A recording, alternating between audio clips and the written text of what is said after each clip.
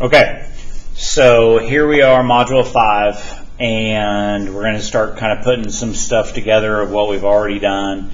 And I haven't really done any machining to this, but we're going to go ahead and get started with doing some of it. I won't do the whole thing for you, but I will work on some of the things that we haven't done. This is another 2-operation part.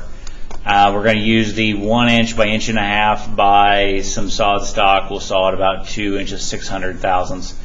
You've already been able to do face milling of this side. You can mill around the outside of this. This is what I would call side 1, and then I would call this pocket side, side 2. Now, already in Blackboard, I'll minimize it here and then bring Blackboard up and we can just take a look at it. So here in Blackboard, I'll just show you some of the instructions that I've already put in here for you. So looking at Module 5, this is a multi-side part, just like what we've seen before. I've already put the stock on there. You're going to machine the 1.38 by 2 point side first with the X0, Y0, Z0 in the center and on the top of the cut stock. So just on the very top of this thing. You can choose locations for X, Y, and Z zeros on the second side, the pocket side yourself. You have a 2-inch shell mill, you have a 5/8 end mill for roughing, 1/2 end mill for finishing, 3/4 spot drill for chamfering around the outside. Those are all 2-flute end mills. Both operations will need to be completed for this module. Remember, you're making programs for other people to run. Make notes in these things, everything that you need to do to make sure that somebody else is going to be able to run this part. Because when we pull out parts and when we go to the shop, we're going to be running other people's parts. You're not going to run your own part. Okay, so let's just assume that we've already ran this part of the part. We've already done those things in the modules that we've done before, 1, 2, 3, and 4 as we've been leading up to that. I don't think you guys are going to have any kind of problem with that. I really don't think you're going to have a problem with any of this at all.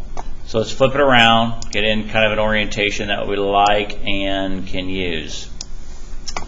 So the question kind of comes into is, what am I going to use for X0, Y0, Z0? For me, I'm going to probably come in here and use one of these corners, or probably for myself, I'm probably going to use a little center section like this. That'll help me keep a little bit more symmetrical as I go.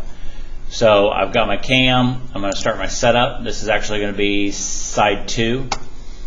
And I'm going to go ahead and let's take a look at it. What we've got is already trying to kind of put X0, Y0, Z0 in the middle. I'm going to move it around to just a little bit different place of where I want it to be.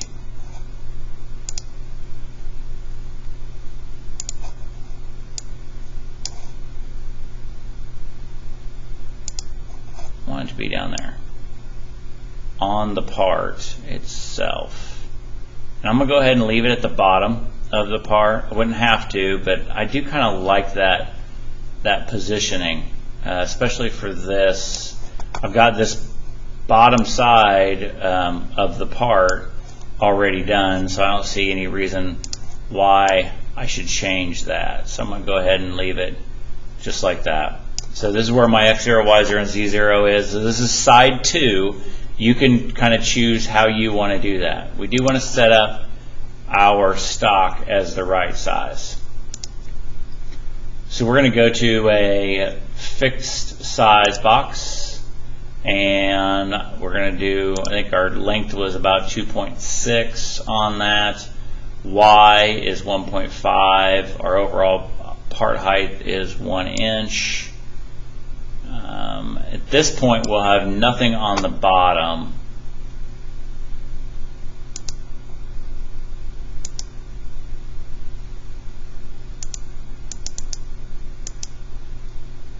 So we can just kind of move it up here. Let's get around so we can see this way. So we don't really need any stock on the bottom of this thing. Our Z height won't really be 1 inch anymore. It'll probably be more like, let's just say it's 900, and let's bring this down. Must not be 900. That'll give us a little bit of stock there, and we'll bump this up.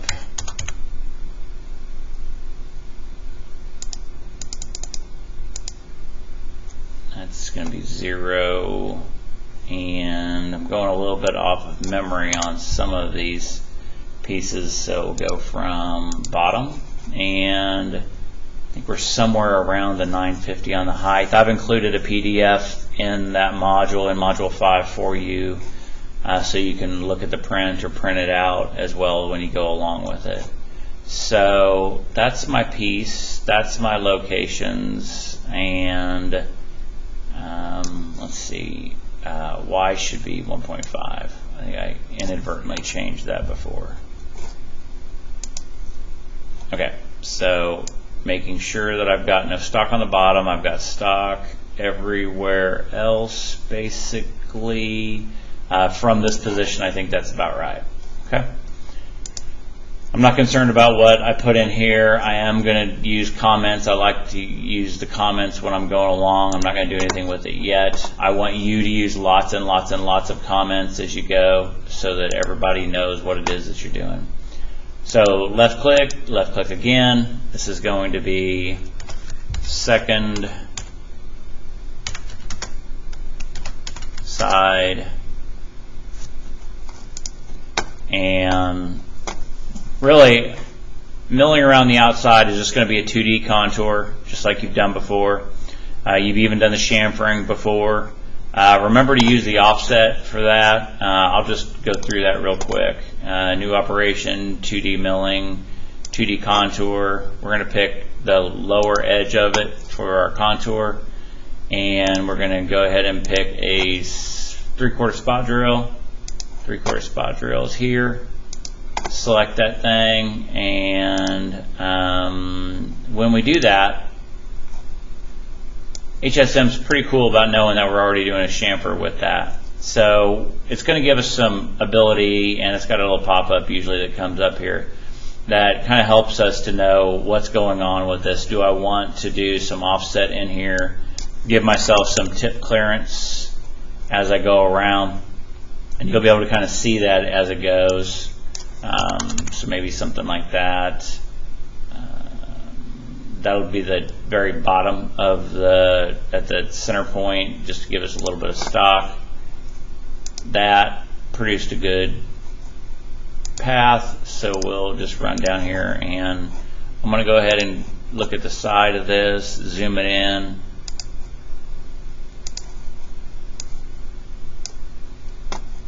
There, and I'm just going to single block through it.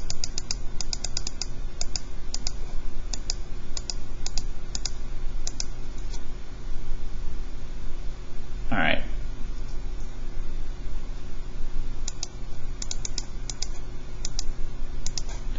If you pay attention, you can see that the path is lower and it is offset. This is actually where the path is. It extends out. That way I don't have to worry about my spot drill.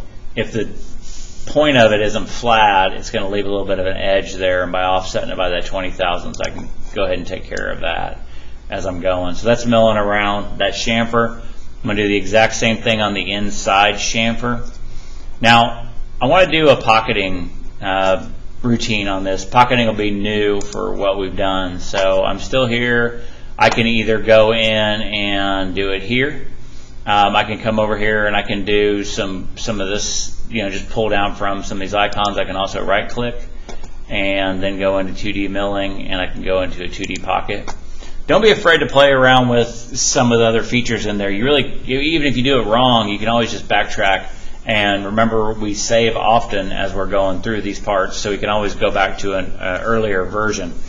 So sometimes adaptive works really good in some cases like this. A lot of times you'll see adaptive use a lot of extra cutting, and in order to make adaptive work well, it's not like just throwing an end mill at it and hoping that something comes out right. It's making some choices and forcing some decisions for the machine. But we talked about some of those things in the last module, and before we move into the lathe, we'll go through and do a little bit more on the adaptive parts of it too. So we want to use our end mill. This is a 2-flute end mill, 1/2 inch, and we're going to be able to do the roughing and finishing with this, or we can do the roughing with this and then we can do the finishing with a different tool if we want to.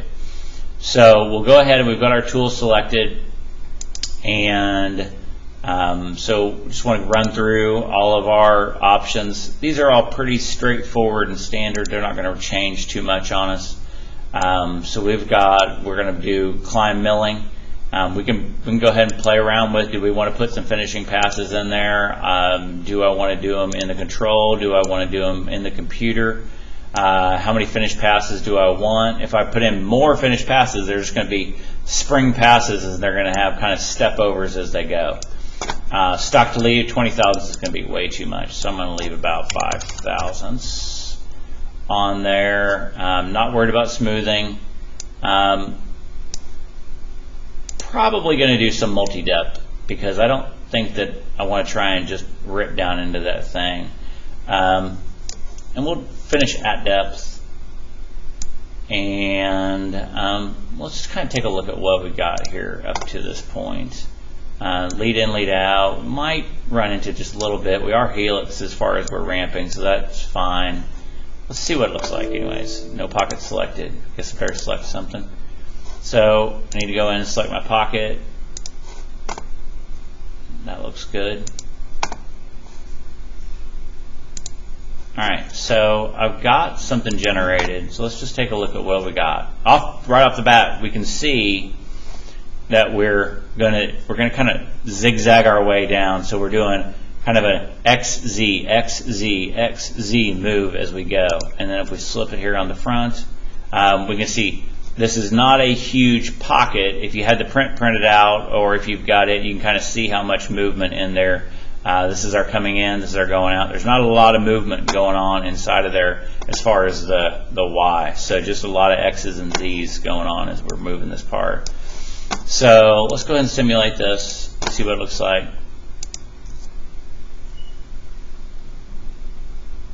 Speed it up as it goes.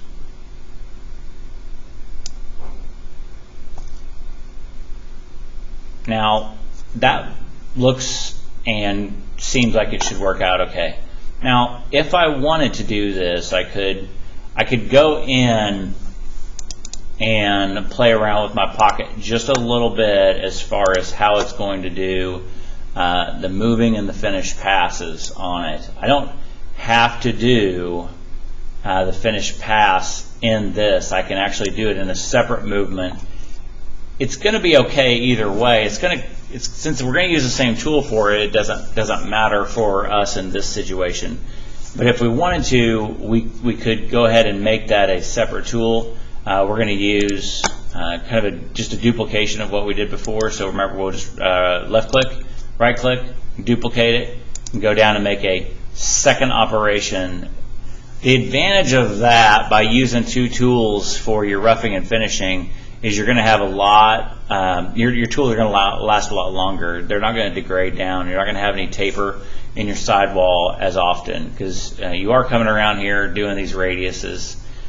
You may even find that you want to finish with something smaller. Up until now, I've pretty much determined what you'll use. But if we were going to make 600 of these, we would probably find ourselves using maybe some smaller end mills, especially for finishing or for roughing, to just give ourselves a little bit of chip clearance inside of there, because it's pretty tight inside of that pocket. This will do this part though, and it'll come out pretty good. So if it were me, and I mean it is me, so I did this for my X0, Y0, Z0. I feel like that's a pretty good spot to place my pocket. I just went over this part with you. I went over this part with you. Well, what I want you to do in your submission is I want you to go ahead and submit me that completed project. It's going to have, yours is going to have two separate setups in it. So just to do another setup, I'm just going to click setup again, and then it's just going to put that setup down below it. So you're going to put first side, second side. I'm not showing you the complete program. I'm only showing you the things that we've not really seen or talked about a lot. So your first side is actually going to be this side. Face milling, milling around the outside. I've told you where the X0, Y0, and Z0 go for that. Second side, which is this side, I want you to mill around the outside of the part. I want you to face mill the part. chamfer around the outside of the part, pocket the inside of the part, and then chamfer around the inside edge. Not in that order. You probably want to do all your chamfering at the end. But those are the moves that I want. I want you to submit that. That'll be, there's not a split in the modules here. This isn't a one module for one side, one module for the second side. Both of the front side and the second side, or Operation 1 and Operation 2, are the submission for this Module 5. All right, submit that to me. You should have everything that you need. Remember, don't wait till Monday night. These often take longer than we thought. You guys have a great day.